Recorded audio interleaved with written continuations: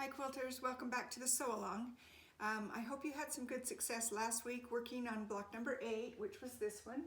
It was just applique shapes. It didn't have any vines. We did it in 2 colorways. But this week I'm going to show you how to do bias tape because we're going to use that on the block we're doing today, which is up here in the corner. I'm going to be working on the pink version, but you will also do this orange version down here. I'm not sure if you can see that, but there's 2 colorways of this block.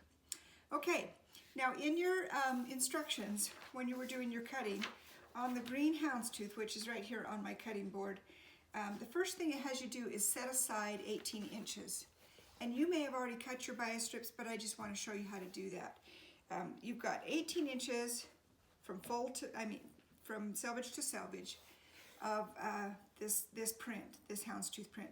Now, when we're cutting bias strips, we don't want to cut with a double layer, folded like this, like we usually do when we're cutting strips. You want to open it up and cut from a single layer. That way you will get more longer strips. So I've got it laid out in a single layer, single thickness, and then I use my cutting ruler, but I'm going to look at this 45-degree marked line on the ruler. Most rulers will have a 45-degree line, and just put that along your selvage and make your first cut so that you're doing a 45-degree cut. And then you've got a triangle of fabric that you can use for some of the leaves, some of the applique. And then I'll turn this so that I can cut across the width of this. And we're going to measure our strips, cutting 5/8 of an inch wide. And just cut those all the way across. All right, so there's our first strip. So go ahead and get your 12 strips cut, and then we'll feed them in our bias tape maker. So now you have your strips cut, and you're going to need, in this episode, you're going to need a bias tape maker. And what I've called for is the 1/4 inch bias tape maker, which is why we've cut our strips 5/8 inch wide. It's a scant 5/8 inch, and that way you'll have enough room for that to feed through and actually make the folds up over the top. All right, let's get ready and make that bias tape. Okay, so I have my bias strips that are cut right here on my ironing board, and I'm going to spray them with spray starch. And I like them to be kind of wet, so I kind of mop up the extra starch with my strips because I want them to hold that crease very well. Then I'm going to use my iron to press just one end, just the very last maybe 1.25 inches, 1.5 inches of the strip so that it's dry and it's firm, and then I can stick it into my bias tape maker. Now, put the bias tape maker on your ironing surface with the colored side up, and then your strip will go into the slot wrong side up. So you're going to just feed that in, just get it kind of started, and then turn it over, and you can see where the fabric is there. You can just advance it down until it comes out the end. I like to take this and pin this to my ironing surface because then it doesn't slide along when I move it. Then I use my hot iron to just follow along as I pull the bias tape maker along. Don't get too far ahead of your iron or your folds will come open. So I like to actually just push it along with my iron. But you're going to go kind of slowly because you want to dry that starch all the way out. Let me just slide down here now. I'm going to pick it up and slide it back into the camera range so you can see while I finish this off.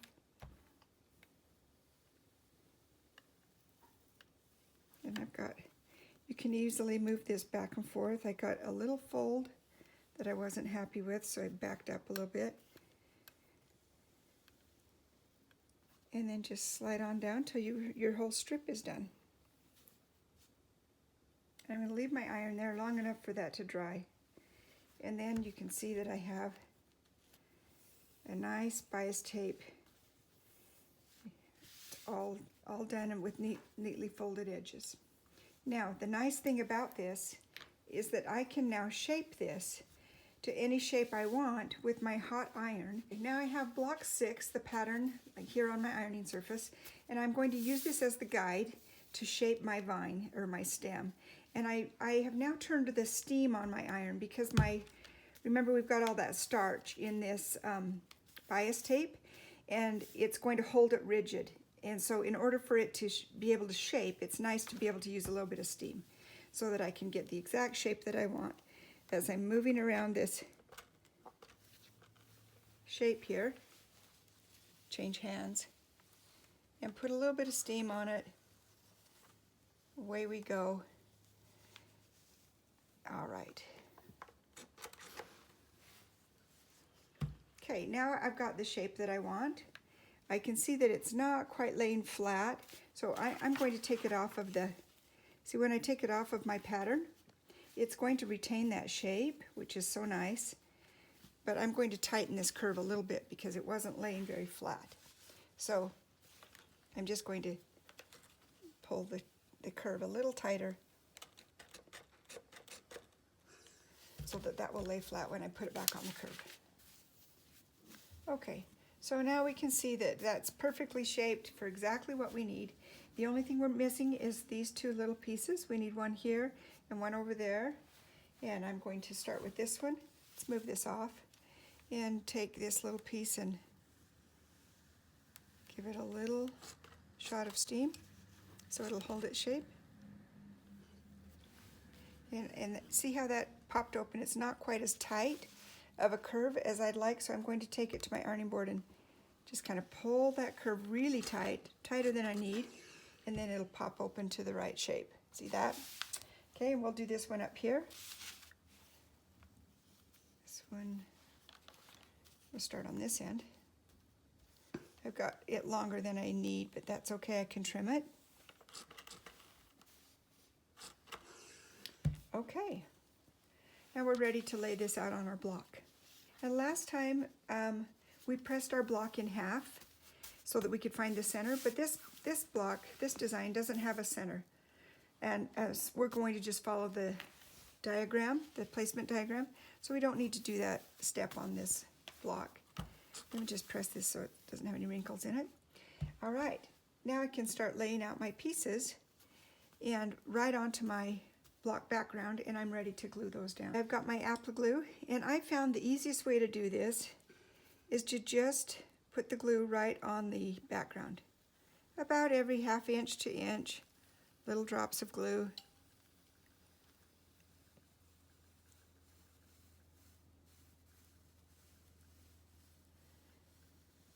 And that makes it easy. So I'm going to go in underneath the flower, and we'll put, I like doing my main stem first, even though these other little stems will go underneath them. I can lift it at that point and just lay this down.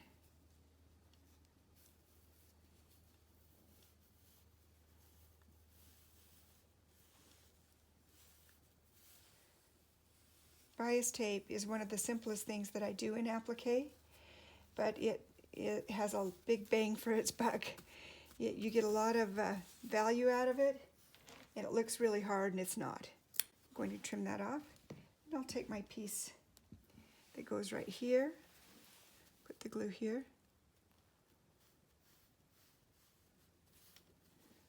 and then I'm just going to lift this a little bit, stick this end underneath, and then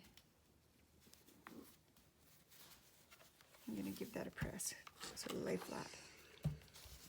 Okay, I'll trim this end off. It's going to be underneath that applique shape. And the same thing up here. I want to show you how to make a pointed piece because last week all of our pieces were round at the top. And so this week we're going to have some pointed edges. So we're going to just quickly go over that. I'm sure you probably have seen this before, but I've got a little bit of starch there. I'm going to press my pattern to the wrong side of my fabric. I've already got it cut out till it sticks. Now this pattern, oh, I wrote myself a note on it. I wanted to tell you. On pattern number C, this bottom edge should be a dotted line. And I found that mistake when I was looking at the patterns. Like number D has a dotted line on that edge. Means that there isn't a seam allowance beyond the pattern there. So I've cut the fabric off even with the edge. So draw yourself a dotted line there so that you remember that. It's not critical. If you fold it, you'll just have extra bulk, which you don't need. So anyway, I've got this ready to turn the edge. I'm going to wet the edge with my starch brush. in my seam allowance, and then I'll get my quilter's digit. I've got my piece ready and I got my digit. We're going to push this edge up over the top of the template. Now here's the thing I wanted to show you.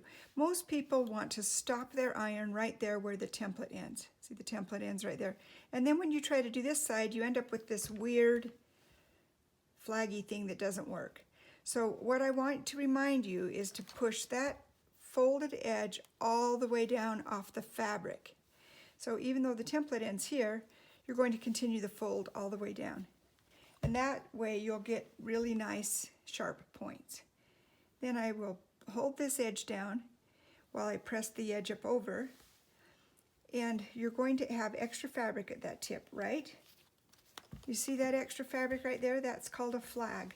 And you just leave that there because when we're stitching, it's really easy to just grab that flag with your needle and push it underneath as you stitch. And that's really a simple thing. So it's hard to deal with if you cut it off. So don't cut it off. Okay, we'll remove our template.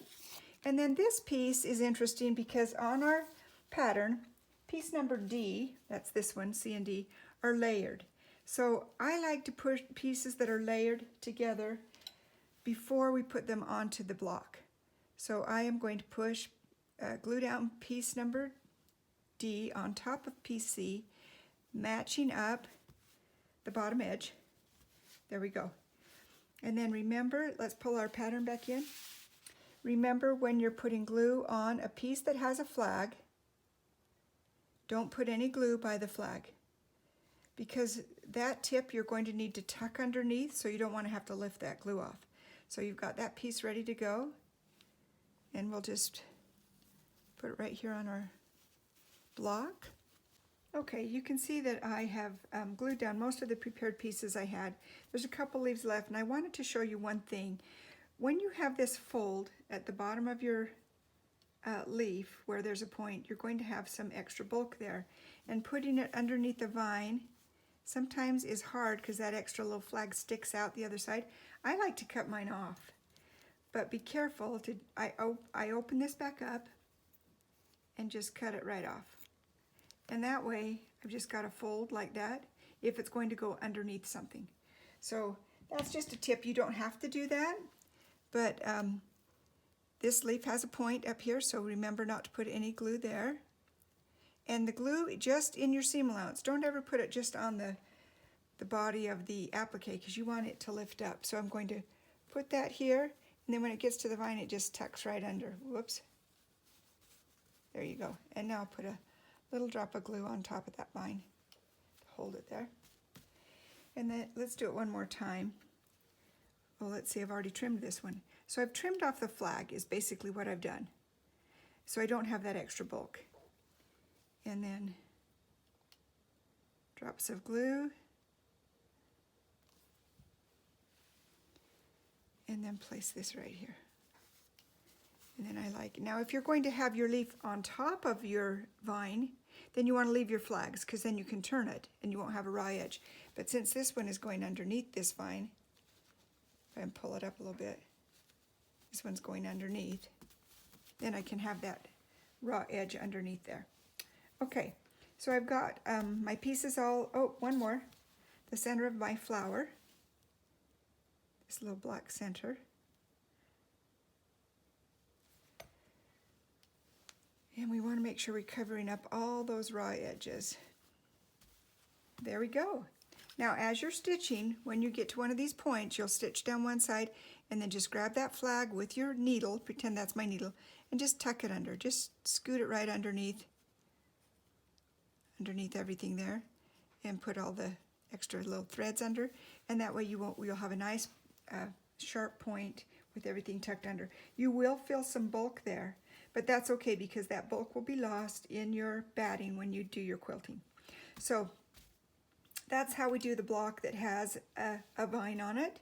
And the remaining blocks, 6, 7, and 9, all have a little bit of a vine or bias tape. So you will use your 1/4 inch bias tape maker to make the rest of your pieces with your 12 strips. All right, I have my block all glued up and ready to stitch. get your blocks done this week, and you can get the stitching done as well. Remember that there is a stitching class available on my website if you need some extra instruction on that. It's a 60-minute video that will give you some really good tips on how I do my stitching. This is the pink version of block number, what are we on, 6? But make sure you do the orange version as well. And then next week we'll be working on block number 7, which is this one up in the corner. It comes in the pink and also the orange as well.